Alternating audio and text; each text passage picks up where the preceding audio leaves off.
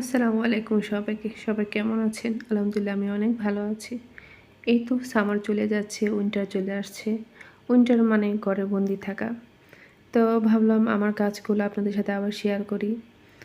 তো এই তো আমার গাছগুলো প্রত্যেকটা গাছে হলুদ, হলুদ হয়ে যাচ্ছে। আ মানে আধা মরা, আধা মরা।